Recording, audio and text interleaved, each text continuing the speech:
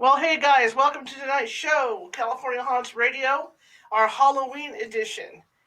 Uh, Welcome everybody. We're going to be talking about some of the haunted locations in Sacramento and the Gold Country with my guest Shannon McCabe. Shannon will be in about 5 minutes. But in the meantime, I don't know about you, but this time of year is really busy for me. It starts to get really busy because I do Halloween in a big way. I always have. In fact, when I was working full time, I would take Halloween off. It was always or sometimes the day before Halloween to take it off in order to get my stuff set up. So, of course, since I've been taking care of my mother all those years, I didn't do that. And so it gave me time to work on stuff. And I'm a person that's very creative. So I make my own props and stuff to put out. And this year is no different. Last year was kind of slow because it was the first year without my mom. I really didn't feel like doing anything. And I waited till the day of to do anything. And this year I decided to start a little earlier. I should have, usually I start a month in advance, but I've started my props today, and some of the less expensive ones will go out probably tomorrow or the next day, and then the more expensive ones will go out that night because I'm really paranoid about people, stealing my stuff. So I'm real fanatical about it. So that's why they go out the last night, and then we take them down the last night, Halloween night. The thing is that I do a lot for Christmas out front. So I have to start Christmas the day after or the second day after Halloween, so I can have everything up in time. I like to have everything up on Thanksgiving Day and start rolling with it. So my backyard now, I've gone to the shed. I've got a line of Halloween stuff, like 6 or 7 boxes of Halloween sitting on my lawn, and then right behind Halloween is 6 or 7 boxes of Christmas. So it's all ready to go. So as soon as I get Halloween down, get that away, Christmas starts going up my front yard. And of course we're at the last point of the good weather, so I'm cutting the lawns and doing everything for the last run of the year. You'll probably hear my cats in the background. They can see the cats outside, so they start getting really anxious. Anyway, I hope everybody's been having a good week. The weather's been kind of weird, with all the wind.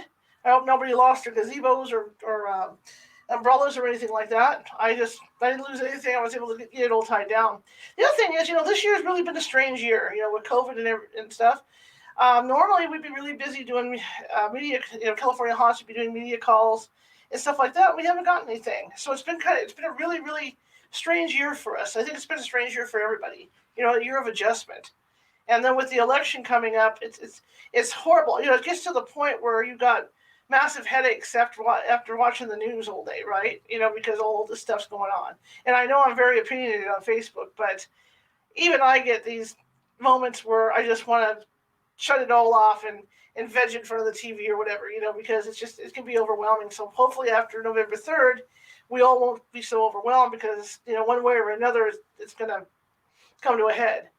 So we'll have to see what goes with that. But anyway, tonight I want to talk about some really cool topics. My team hasn't investigated a lot of Sacramento, because we've done a lot of stuff in the Gold Country. Shannon McCabe was with owned HPI at one time.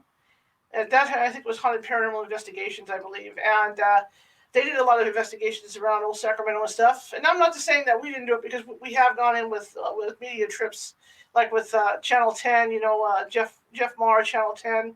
We did that a couple of years back and stuff, the Sacramento Theater Company and places like that.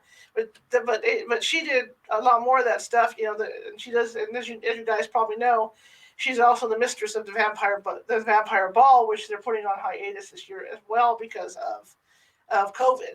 And so she does a lot of that stuff. And she used to also do, if I recall, she used to also have a haunted tour group similar to the one in Hollywood that would take people around in a limousine around the haunted hotspots in old Sacramento and stuff. So hopefully she can talk to us about that and her experiences doing that.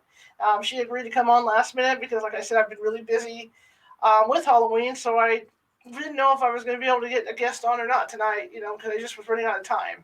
Every time I looked up, it was a day later. So I'm glad that she's coming on, and even if, maybe for some reason, if she can't make it on, we can still talk about the haunted hotspots around Sacramento area in the Gold Country, because I've been to a lot of them.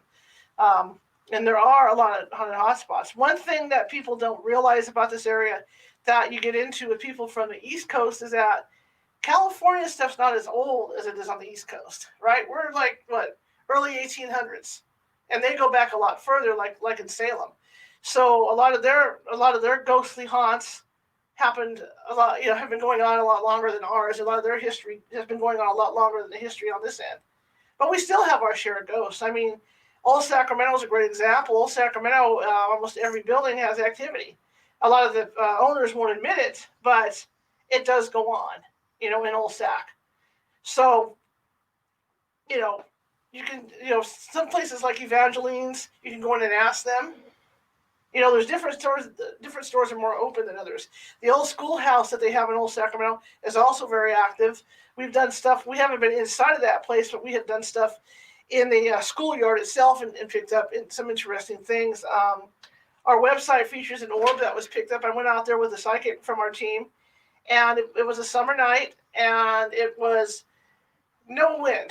Surprisingly, no wind by the Sacramento River, and it was a summer night. And we happened to look down, and one of the swings was moving.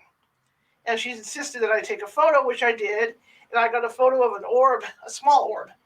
I'm not an orb person, but I did get this photo of this little small orb on this swing that happened to be going back and forth. So, yeah, stuff like that happens. But that's a very active place. Another interesting thing that happened there, and I know, I'm not a big orb person. I never have been. But when I have a psychic tell me, point in the direction and say, hey, there's something over there, and I do pick up an orb, then I kind of think there's a little bit more to it, right? Now if I got an EVP with that, it's even better. Woohoo. People talk about different colored orbs being like pollen and whatnot. You can call it what you want. Same night we were out there taking photos. It was just a night just to hang out, take photos. Same time we were out there taking photos, sure enough, there were a bunch of kids. It was like graduation time. Probably around graduation time for the high school kids. And they were down there real loud and banging stuff. And she said, oh my gosh, take a picture of the open gate area. And I did, and that's also on the site. And I picked up 3 different colored orbs there, kind of like they were peering out to see what the kids were talking about and whatnot.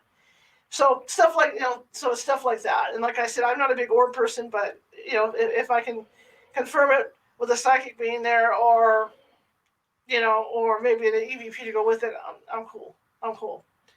Anyhow, let me do one quick check here, and then I'm going to just totally launch into what I've got going here. So give me a minute, and we'll see what's happening.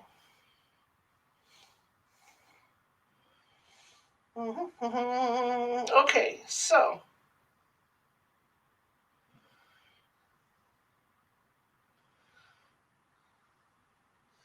Okay, so Shannon's on Facebook, so she should be on any time now.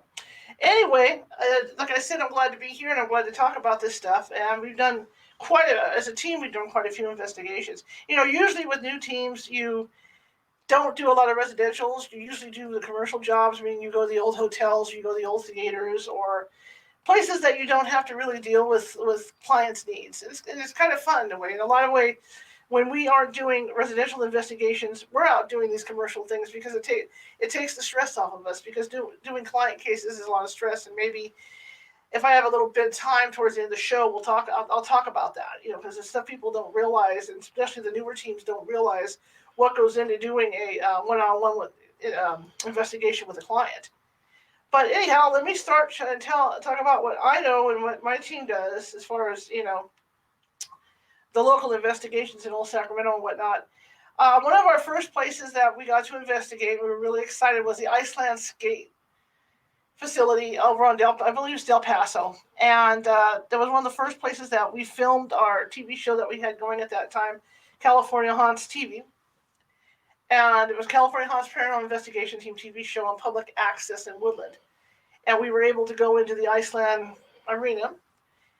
And it was interesting because this has been reported haunted for a long, long time by the family that owns it. And the family, if you go and ask them, they'll if you meet up with any of the family members, they'll tell you that things have been going on. By Pops, the original owner of the place, and they've seen him walk around the ice rink as if he's tending to it. The Zamboni machine in there has powered up by itself. It doesn't go anywhere, obviously, but they've walked into where the thing was running after they've left for the night. Stuff's been moved around in the offices. Power all of a sudden will start flickering and go out. Granted, it's an older building, but that's one of the things that's been happening in there. They also have an ice house next door, and they've seen Pops. Pops had one arm. Pops lost his arm in an accident. I don't know if it was the ice house or during war, but he did have one arm. So when they see him, he's in overalls and a hat, and he doesn't have the arm, but he's walking around checking all the ice packs. If you've never been in a real ice house, it's pretty cool. I've never been in one either. And we talk, those like those ice cube trays we have in our refrigerators. It's really cool because that's what they have in these. And this is an older ice house, so I'm not saying they're old like that, but this is what I saw. And the ice cube trays are enormous, just enormous, and they're made out of wood, and they're really deep. They're about, I would say, they're a good maybe 1 to 2 feet deep. But that's how they make the ice, and I did not ask how they got the ice out of there. But if you look down, you can see all these ices, like those big ice cube trays, those rubber ice cube trays we have in our fridge. They're laid out just like that. So it's kind of cool. So we were in there, and there's actually a basement to that place. And some of us, I didn't climb down there, but some of the team had climbed down this basement. And Sabrina, who was our sensitive at the time, was down there, and we were filming. And I have video of her talking about gangs or something, or some bad influences that were down in this basement. No killings or anything, but just that she felt this tremendous energy down in this basement. So that was a rather interesting investigation. The other thing, I don't have the photo anymore. Ann Bender, who actually at that time we were filming API, owned by Dave and Ann Bender. That used to be owned by Dave and Ann Bender. And that was the first round of shows we did. And she actually is an ice skater. And so we were sitting on the bleachers, and she was snapping pictures, and she actually got the picture of what appeared to be, what looked like, two people ice dancing up, in the fog. Because usually it depends on the time of day, but ice rinks will have a fog that rises above. And she had gotten this photo of what appeared to be two ice dancers dancing, above the ice. So that was kind of cool. That was really cool. Not a lot of EVPs, noisy, especially over where they make the ice. They're always chopping the ice. So you got the chopping sound. The generators running. The generators really loud. So there wasn't a lot of EVPs out there, but we did get some. We did get that photo and what the psychics had to say. So it was an interesting place. We even held an event there later on. But that was one of the first places that we ever went into in Sacramento. Another first place that we went to, but not in Sacramento, was the Woodland Opera House. The Woodland Opera House has a huge history of paranormal activity. The place was built in the mid to late 1800s, and it was always 3 stories. And I used to work at the Daily Democrat, which was right across a little walk area across from the Opera House. And I used to get like the most creepy feelings, because sometimes I'd go through the front door to go to work. And so I'd have to walk around there. And it didn't bother me as much during the day, but at night I always got the feeling like I was being watched from that place. And so I would always, how it is when you get kind of spooked, and let's say it's always the light switches at the end of the hallway, right? So, you take off, you hit that light switch, and you take off and jump into your bedroom and into your bed and cover up your face. That's how it was, because the parking lot area was always like to the back of the building. You had to walk out the front door or the side door in front. There's a side door in the front where you had to walk all the way around the building, come around, and then you had to go to the back of the building to get in your car. And I remember walking, and I was forever looking over my shoulder, looking up at the second floor of this place, because I always got the feeling that I was being watched. It was really, really unnerving, okay? Unnerving. So we went there. Again, we were filming with API for our show. And we go to the Woodland Opera House, and we got some really cool, on site, okay? That would be Leia. I have to introduce everybody to Leia. Leia's very vocal. She's my new cockatiel. And so we go into this place, and the reports are incredible, where the elevator will come upstairs and go downstairs on its own. The front door will suddenly open and close on its own. They've got a costume shop on site, and the seamstresses in this costume shop have said that they have spent the day sewing, up the costumes, and they go to lunch and they come back and all the thread's taken out of the costumes. All their work's done. All their work's done. There's a piano that's always on stage. Well, sometimes it's on stage, sometimes it's on the ground. But this piano has a tendency to move by itself. So, so they'll leave it in one spot. They'll take off, come back, and the piano's across the stage on the other side. That's the dog behind me. Stuff like that. See, I've got birds, dogs, cats, you name it. It's like a jungle in this house. And so the piano will be all the way on the other side of the stage area. Another thing, there's a ladder that moves. Like anything you leave that's near that stage area gets moved around. Now, one of the interesting things about this place is that there's one ghost there, a Madame Macheska, who's a Polish opera singer. Madame Macheska performed at all the theaters in Northern California. So I have an interesting linking story to tell you about her. In the meantime, we were upstairs on the foyer, and Sabrina, the psychic for that day, one of the psychics on the team, said, take a picture right here. It's on my website if you want to check it out, www.californiahaunts.org. Take a picture here, take a picture here, take a picture here. So I took a picture, and darn if I didn't get white splotches. And I mean like cream colored, not like from using a flash kind of splotches. I mean like cream colored white splotches right in front of her face in the photo. And then she had this shawl on, and she started to channel Madame Macheska, and she was talking about how she enjoyed being a performer, and she enjoyed the fans, and all this was going on, and all that. Well, at the same time, while I was standing there filming, I was also filming, I hear something drop and roll on the ground right in front of me. And I'm thinking, well, it's an old building. It might be some plaster. There could be some plaster up there. And so I'm looking around for the plaster, and I finally tell Anne, I said, look, I heard something fall. And you can actually hear it on the camera itself, that something had fallen and rolled. So we went looking for it, and we found a single pearl, like something that came off a pearl necklace, had landed near me on the floor. We had no idea where it came from. Maybe Madame Macheska, I don't know. But it did definitely roll towards me on the floor. A couple other things that happened was that the building had a little bit of history. Before I go on with this, is that the building, like old towns, there were some major fires in Woodland. So this particular building burned down at one point, and there was a fireman. There was no one in the building, but a fireman went in there. They thought no one was in the building. Fireman went in there to see, if anybody was in there, and he got trapped because they had locked the building down, not realizing he was in there. He went down towards the basement on the stairs, it's the dog, and the wall came down and crashed his head, okay, because he was on his way down. And so by doing that, all that weight knocked him to the basement. So he died under this big pile of rubble and ended up in the basement. So his ghost is allegedly there. So we're at the Opera House, and I had the same feeling that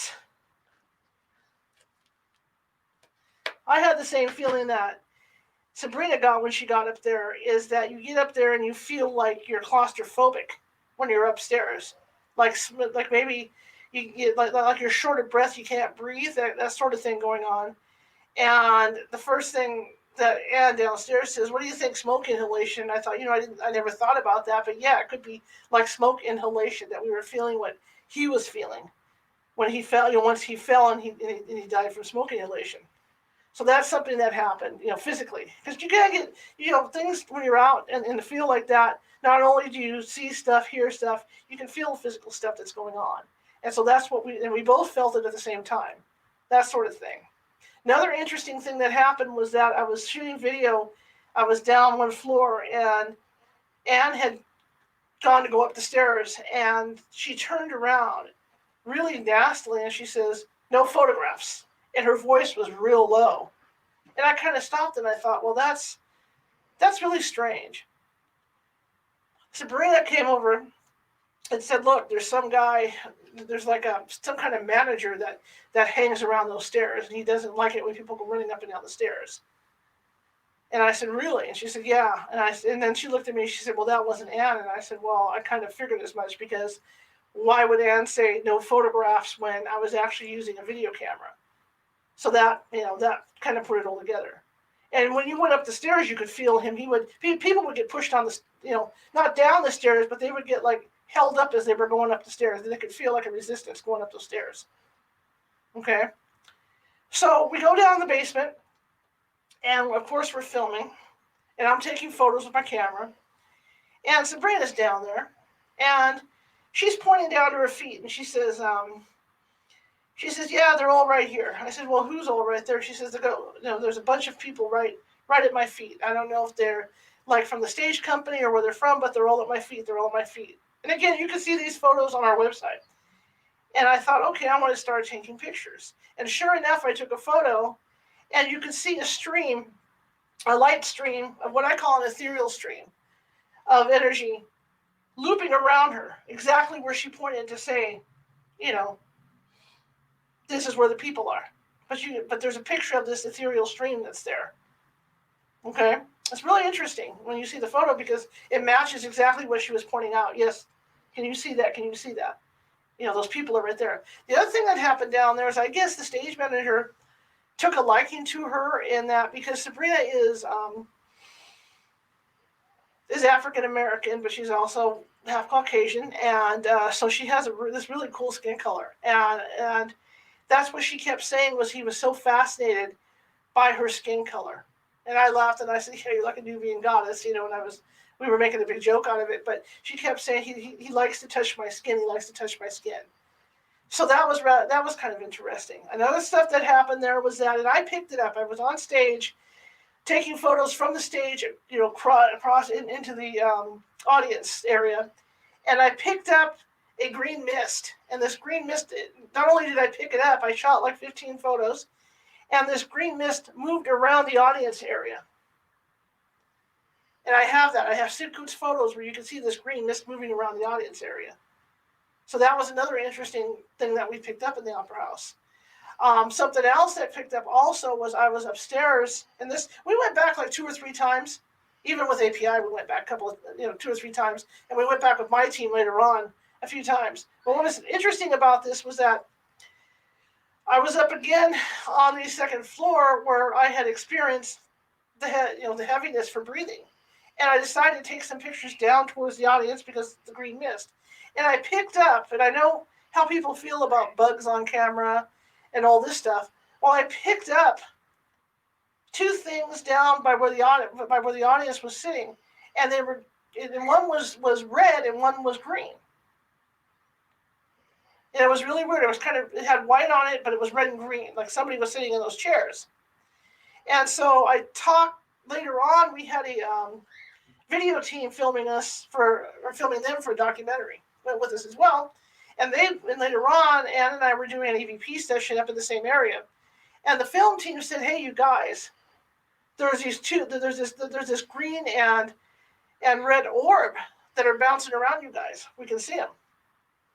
And I thought, wow, because that's the same color of whatever that was that I picked up in those 2 chairs. And again, you can see the thing that I picked up on my website. It's really cool because it's there. And then I decided to go up to where the lighting is. And I got on the catwalk. I got up there. Brave me. Real high. I don't like heights. Got up there, took some photos. And I also got the same kind of splotches up there. I don't know what they were, but they were there. Okay? To this day, I can't confirm whether they were people or what they were. What they surmised eventually was that the guy that lit the fire got caught in there as well and passed away. And the firemen wanted to make sure that he didn't cross over because he wanted him to be punished for what he did. So they're kind of like in this tug of war, the spiritual tug of war at the Opera House, back and forth. And this has been going on for years. So if you ever get the chance to go in there, I don't know, with COVID, I don't know if they do tours right now, but there are tours that you can go on in there, and you might be able to ask them about the activity in there, because there is a lot of activity in that place. The stage lights turn on and off by themselves. If one of the Super Trooper lights has issues, they have trouble with the soundboard, stuff like that. Now, also, if you get on our website, we did catch, we did catch 2 full body apparitions in there.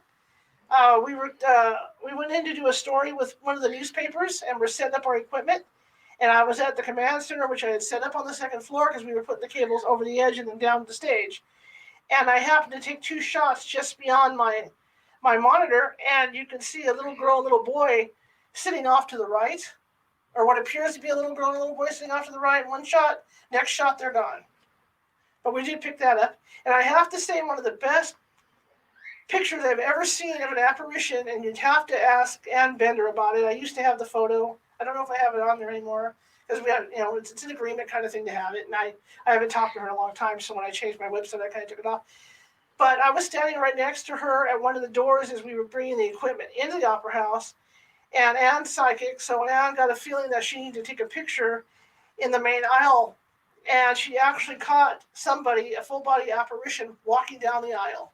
And you could actually make out the fact that it's got shoes on. It looks like the person's got shorts on. But there was no one there. I mean, we had 5 witnesses standing there that saw no one. So that's a pretty fantastic photo. And if you guys get a hold of Ann Bender, you can ask her about it, because it's a really, really, really cool photo. But the one that we got is actually on our website, and Jose's the one that, I believe Jose's the one that took it. I don't think I took it. I think Jose from our team got that picture of those 2 kids. Okay, linking in now, Sacramento Theater Company, right? That's legendary for ghosts. If you go online and Google it, that's another one that you can Google, because there's this legendary. They have the ghost of a Hungarian transvestite that walks the hallways, and supposedly you can hear the high heels clicking on the ground as she's walking. And there's a few others. Theaters are full of very, very, what's the word, arrogant? I don't want to say arrogant, but they're actors, right? They're actors and actresses that are singers or opera singers or whatever, and they're very into themselves, and it is what it is. And so we went there again with API filming, and we were there 5 minutes, and Karen Clark, who was there, had just joined API, came in with us, said, hey, Charlotte, there's someone Polish here. And I said, what do you mean there's someone Polish here? And she says, yeah, I don't know her name. And I was on the stage, and I kind of stood there, and I thought, I wonder if this is one of the theaters that Madame Macheska likes to visit as well. So I went ahead and started talking to her. And then I hear Karen say, hey, she's calling you by name. And I said, what? She said, yeah, she's calling you by name. That was something I was kind of trying to work on and figure out, was whether, like, some of these ghosts, if you've seen them in a certain location, if they saw you again somewhere else, are they aware of who you are? If that makes any sense. And I guess they are, because that's what happened. She called me by name at the Sacramento Theater Company. So that was interesting. It was Madame Macheska. And of course, she, like I said, she worked in multiple theaters in Northern California, and Sacramento Theater Company was one of them. So we experienced, while we were there, we had some really cool experiences. We went up to where it's always the costume department. Don't ask me why. Ghosts just have a thing about thread, I think. And there were always reports, because there's also a soundboard up there. Of course, they were having trouble with the soundboard and stuff like that. And so I go in with my camera, and I'm following Ann through. And as we were walking in, there were boxes stacked on shelves, maybe about 4 feet above, maybe 3 feet above us. You just didn't have to put stuff up there. And as we were walking in, the boxes were moving, and it was like in tandem. So one box would move, another box would move, and it was going like down a line like this. And we saw this, and we were just going, wow, that's crazy. That's absolutely crazy. And I decided to hang at the back of the group for a while. No, I know what happened. Next, we went over to this closet, because Ann said, we got to look in this closet. I said, okay. Had the camera rolling, looked into a closet where they had a bunch of those mannequins, that when you sew, you fit clothes on these mannequins. And when we opened up the closet, the mannequins were all moving like this. And it looked like weebles, because instead of moving all in one direction, one was moving this way and the other one was moving this way. So they were doing this. And that was kind of weird, so we were going, okay, that's really cool. Shut the door. I kind of held back. Ann was doing her reading, towards the back area where the boxes were. And as I'm standing there, I hear the door open behind me.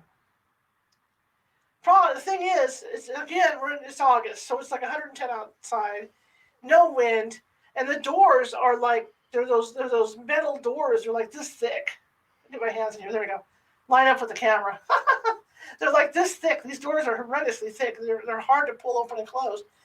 And the door opened, and then it shut. And I just thought, okay, well maybe somebody's outside. They opened the door, decided they didn't want to come in, and they shut the door. So then I'm standing there, and I hear footsteps coming up behind me. And I turn around, and I'm thinking, well, there's no one there. What could be going on? The kicker part of it is, not only did I hear the footsteps, whoever this was had keys like a superintendent would have on. And when they stepped down, you could hear the keys ching, ching, which each step they took, ching, ching, ching. So about that time, I didn't say anything because the rules that we have team-wise is that if you're in the middle of an investigation and something like that happens, you don't say anything. And maybe hope that somebody else has the same experience. So I didn't say anything, and I went over. I decided to go forward where I was and stand with her. Janelle Lober Cardoso comes in, and she's standing about where I was standing. And I turn around, and I'm watching her when she comes in. And she's real calm, listening to what Anne's saying. Then all of a sudden, the look on her face changes. And I watch her look over to her left. And then she looks over at me. She looks to her left. She looks at me. She heard the same thing I did. She heard the footsteps. She heard the keys clanging. And that's neat, because you got that validation of two people experiencing the same thing. So that happened on that trip. And of course, we got some EVPs in there, in the main on the main stages and stuff, and things like that. The other thing that struck me as odd too was that I went outside to take a break. I had the camera with me. The Sony cameras that we use, I call them ghost detectors because when there's ghosts around, the camera's batteries get drained real bad. And if you're watching because it's out of focus, if you're looking through the viewfinder, the camera gets blurry right away, during all this. This is outside now. I'm out in the courtyard at the Sacramento Theater Company, and I noticed the camera go blurry. And it's always like towards the roof of the building, and I'm thinking, well, what the hell could that be? So, of course, Anne comes out. She says, yeah, there's someone over there. There's a homeless person. Yeah. So we experienced that as well there.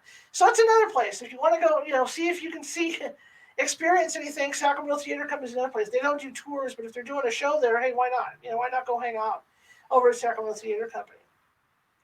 We got the opportunity to go downtown a couple Halloweens ago with Jeff Maher from Channel 10 and a film crew. And I had been dying, excuse the pun, but I've been dying to get into Evangelines because Evangelines has had reported activity for years and years and years, and I've been dying to get into Evangelines, and I finally was able to get in there. So we go to Evangelines, and the coolest thing about it, my mother was with us, and she got to sit in the car because it was the morning show, so you got to figure we're there at 3:34 a.m. I had a pillow and blanket for her. She's sleeping away. But these curanderas showed up. The Aztec curanderas, and they were right in front of where the car was. They were dancing and stuff, and they were trying to, because they knew we were going to be there, and so they were trying to, remove the spirits out of there and whatnot. So I kind of,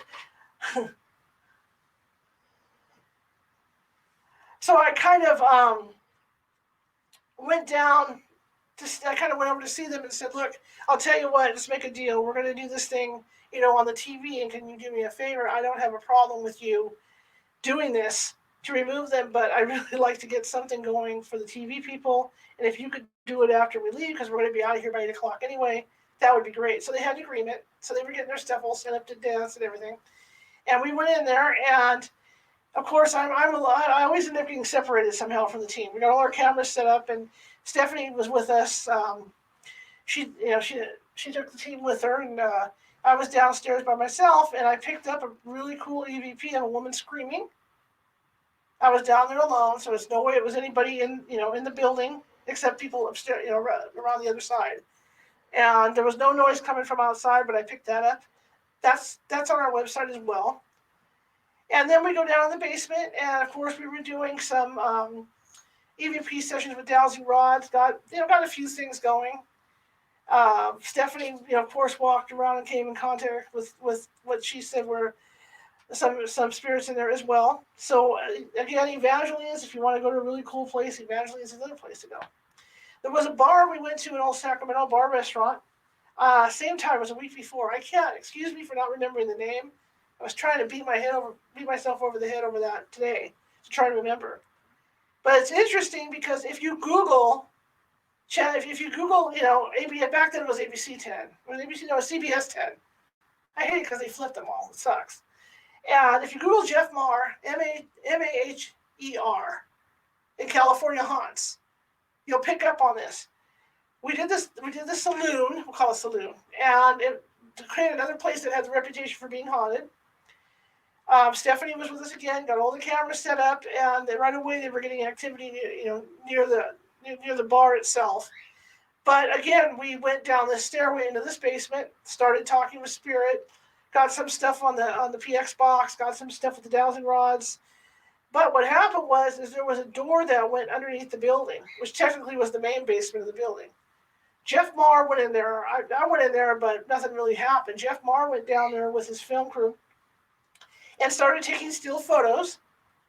And he actually got the photo of what looked like a woman carrying a baby down there. And if you get on, like I said, if you Google it to find, CBS 10, Jeff Maher, California Haunts, that photo's still there. You can see it. It's a very interesting photo that they got just out of the blue. As things turned out at the same time, I was on the stairwell doing an EVP session with the dowsing rods, and I was speaking with a woman who was a prostitute who had supposedly a prostitute who had gotten pregnant. And there was a big to-do about it between her and the business owner. So it's kind of interesting because he got the photo at the same time I was conducting the session. So that was a fun thing we did. We also did the Yolo County History Museum. That was, again, filming API. We were the only group to ever go in there and film. That was a hoot because we got in there and, they try to get period furniture and stuff to decorate the building with, from various locations or wherever they got it. And I can honestly say that we had a couple experiences on the grounds itself, like where the stagecoaches were located and whatnot. But the interesting part was the smells. We kept smelling like lilac in the building. Certain places we would smell lilac. It was fascinating. It's like we were following this smell around. And of course the psychics were doing their bit, so you'd have to look down, and it's so long ago, but they were talking to the original owners supposedly, and all that was going on. So that's an interesting place to go. And of course, it's a museum, so there's tours there all the time. And I think our video is there. I think I gave them a copy of the show that we did in the video, and I do believe they have a copy of it there because we went over everything with them. But we did get that sweet smell in certain places in the house. So that was an interesting trip. Getting back to Woodland, when I was working for the Woodland Daily Democrat, I decided, of course, to do a ghost story section for the paper. And there was this particular restaurant, I don't even know if it's there anymore, across the street. It was more of a deli, a bakery thing where they made baked goods. And the reports were that they would come in and find flour that had been opened and thrown on the floors, stuff like that, and dishes and pans and all this had been moved around, and drawers and cabinets were open. So I said, okay, let's go in. I didn't go in with the ghost team because I didn't have a ghost team at that point.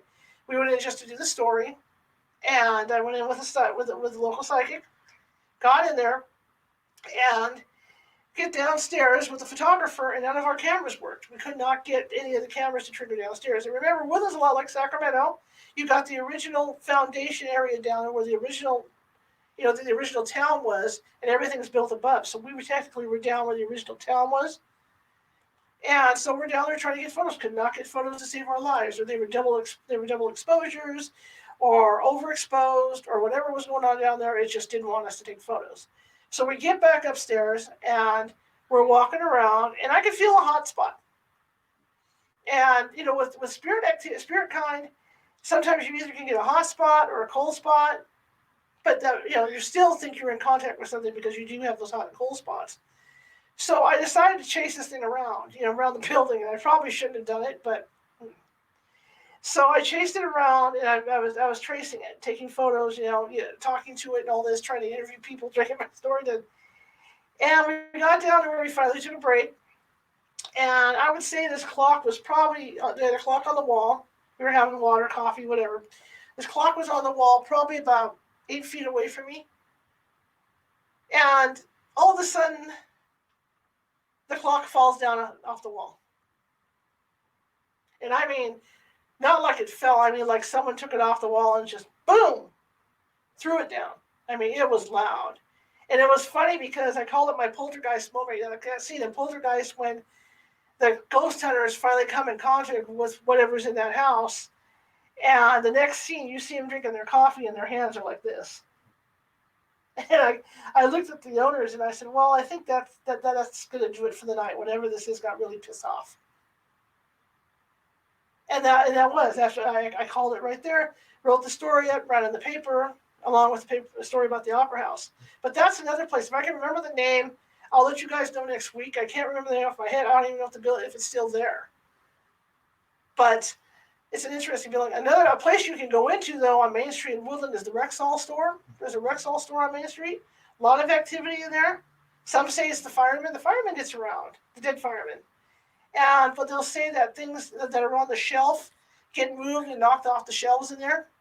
And you can go and ask the owners. The owners are really free with their stories about the activity in there. But of course, it's a store, so you obviously can go in, and look around and ask people about it. So check out the Rexall store in Woodland. That's another one. And I understand, and I've run into these people over at there's a Goodwill or a secondhand store on Main Street, a little further down from the Daily Democrat. And I don't know if the Democrats moved. They might have moved. A lot of these papers have moved, but down from the Opera House. Use the Opera House as your starting point in Woodland. And they've had activity in there. Ghostly footsteps, voices, stuff like that. Clothes that end up off the shelves, things like that. So you can go in there and ask them about their ghosts because they do have stuff going on there as well. So as you can see, Placerville being old, Main Street, and you've got Woodland being old. Old equals ghosts. A lot of the time. Not all the time, but yeah, old equals ghosts. So you're going to get that downtown Woodland. So yeah, you should go up to Woodland sometime if on a Sunday, Saturday, when COVID's over and we're all allowed to move like human beings again, and ask around about the ghosts there because it's great. Good stuff. Great stuff. Checking something real quick. Okay. Heading up the hills. I worked in Placerville for almost a year and a half, 2 years. And boy, let me tell you, at Main Street in Placerville, the energy is incredible. Even when you're going down the street, you can feel the energy. I mean, every building has activity in Placerville. Incredible. Again, a lot of the places that we've been in, that we've done in Placerville, have changed hands, so there's different names on them. But oh my, I don't think I've ever been to a more haunted city than Placerville.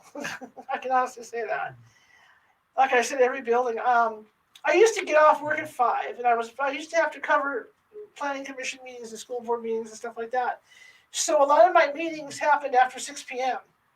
So there was a safety meeting to teach women self-defense down at the Civic Center. And I go park down there, and I grab a sandwich, and after I ate, I kind of crashed for a while because I've been up since 6. And I saw something. I saw something out my rear view mirror. I happened to look up, and I saw a man dressed in a hangman's outfit with the hood and everything, and he was walking behind my car. But the kicker part of it is, not only did I see him through the mirror, the building has windows all along the side of it. When I looked up, I saw his reflection in the windows as well. Okay? So what got me was when I looked in my mirror, he was like right at my bumper. Then when I turned around, he wasn't there. But I definitely saw him walking behind my car. Now, for people that don't know the history of Placerville, it's called Old Hangtown because it was one of the places where they hung outlaws and whatnot. And right down the street from where the Civic Center is the main location of the main Hangman's Tree. In fact, for a long time, it was a bar called the Hangman's Tree. Okay?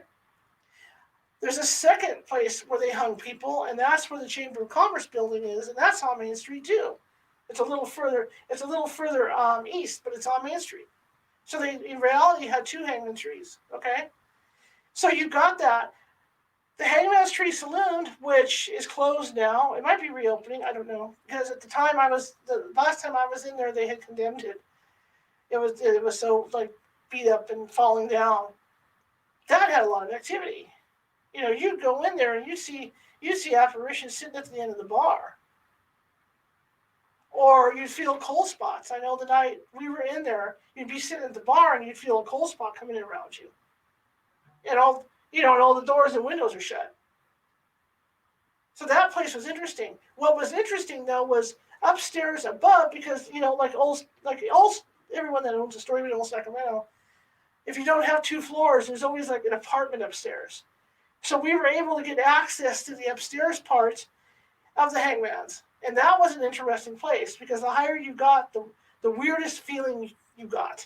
I mean, it was really, you felt really closed in. You were almost hyperventilating as you went up. You get to the top of the stairs in this place, and off to the right, all of a sudden you feel your legs start to kind of give out from under you. It's kind of like you feel them swaying back and forth, right? You don't know why. Psychic comes upstairs and she says, one of the tree branches was here. And this is the one they hung them from. So if that could be, verified with the tree branches, then technically what you were feeling was the swaying motion, the guys that had been hung when you were standing there. Creepy stuff, right? Creepy stuff. So we go further into this room. And it's weird because you can smell at times, not all the time. But as we're and this was my team doing this. We weren't filming for anything. It was an article for the paper actually. And you can actually smell real heavy cigar smoke. And this is before the psychic had gotten up there and we were all talking about it. And of course, me being the debunker that I am, I said, well, it's an old building. The wood in here will hold smells because it does. Wood retains energy, retains the smells. And I said, maybe that's what's doing it. But the funny thing about it was that when you sat there was like a bathroom up there too. But when you sat there, you could smell the smoke and it was going back and forth like this, like somebody was pacing back and forth is the direction the smoke was going. And so I'm just thinking, well, I don't know what the hell's doing that. So psychic comes upstairs. I think it was Karen Clark. Comes upstairs and she says, wow, there's a lot going on up here. I just sounded like her. It was funny. And she says, there's a woman in the bathtub and there's a man and they're arguing. And he's pacing back and forth and he's smoking a cigar. Where'd that come from? Right? Where'd that come from? How'd that come from? And it was interesting because here I had, smelled this, and I wasn't the only one really to smell this cigar smoke pacing back and forth up there. There were other investigators that smelled the cigar smoke too. Okay?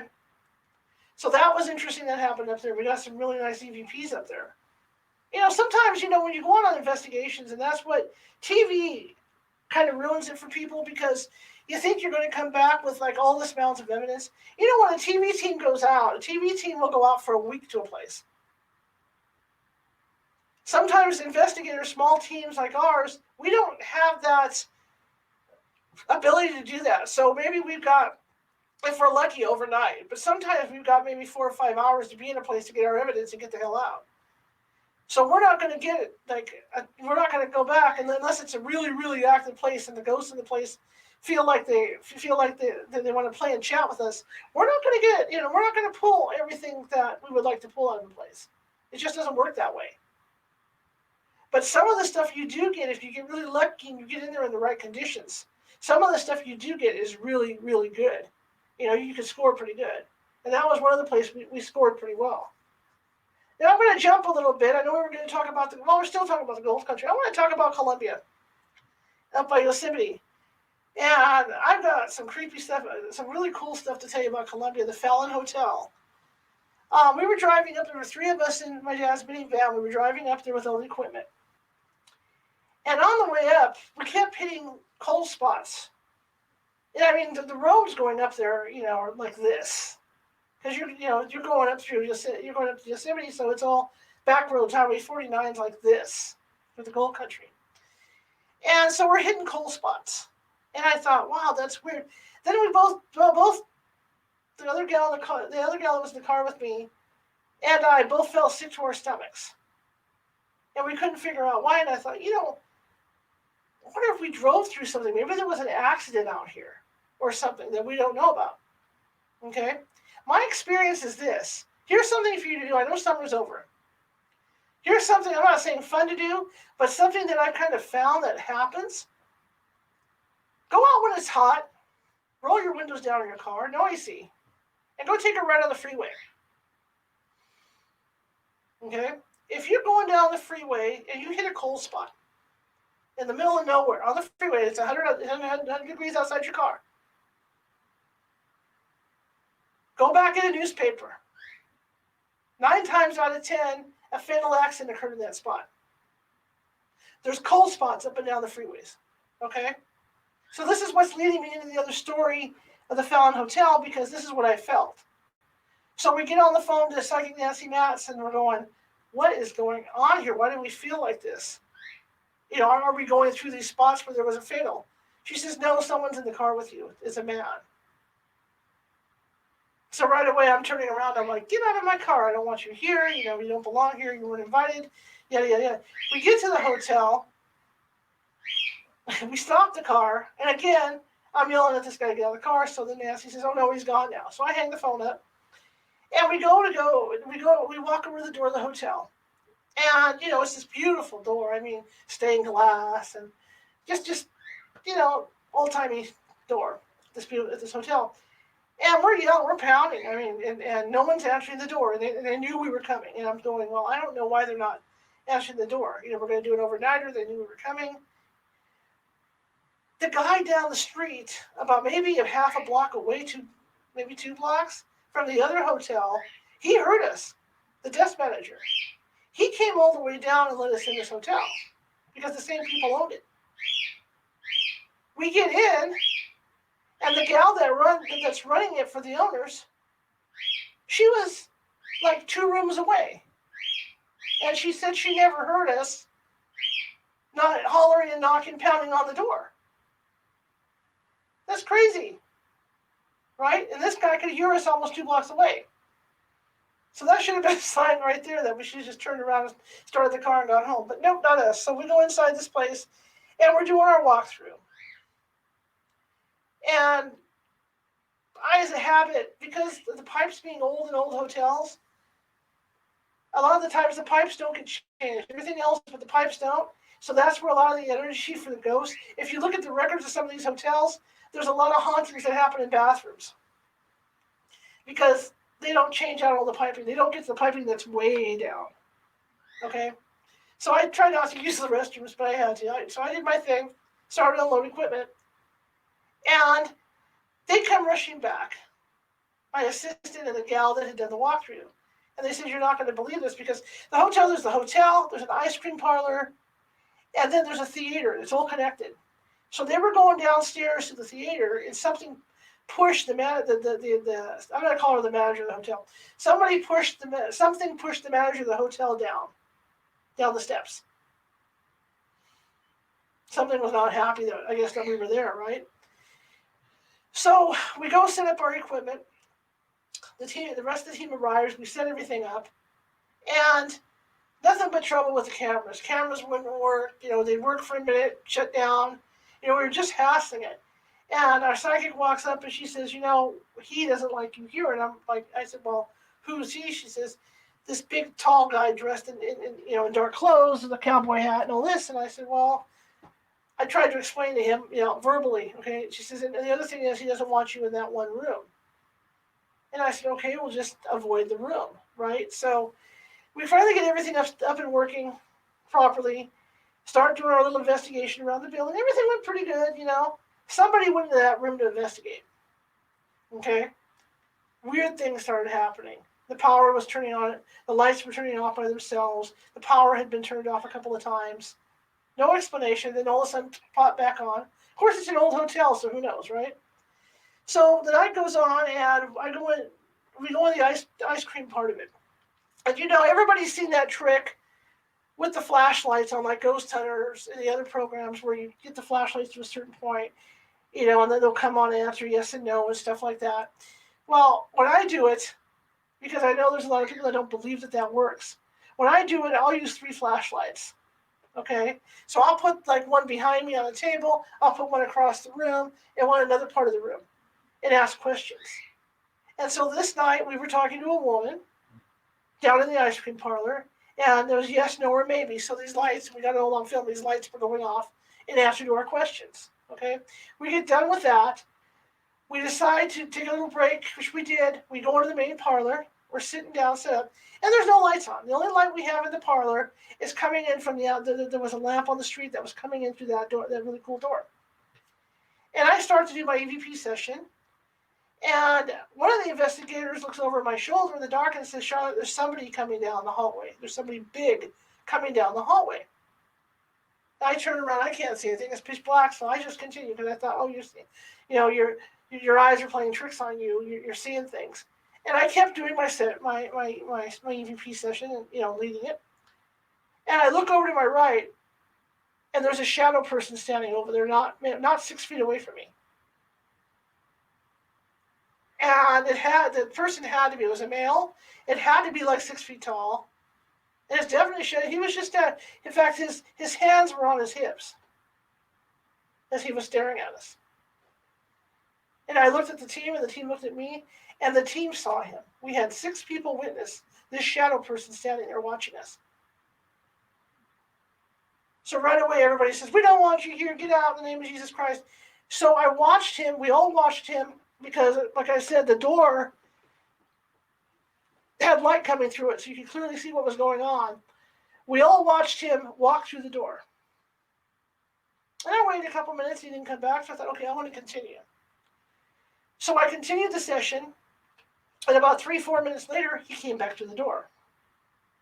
And about that time, I just looked at everybody and said, you know what? He just doesn't want us here. I don't know who this guy is, but we really don't want to piss him off. So let's just call it a day. So we did. We packed up, and that was the end of the investigation. But 6 people witnessed this shadow man standing there.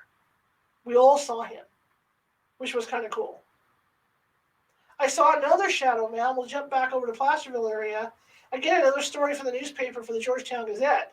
Karen and I were in the car. One of our psychics on the team was in the car with me, and we were driving to the cemetery in Georgetown. And as we were driving, and I kid you not, the road was real narrow, just a 2-laner. And right in front of both of us, this shadow man stepped right in front of the car, walked right in front of the car. What was really odd about it is I had my high beams on.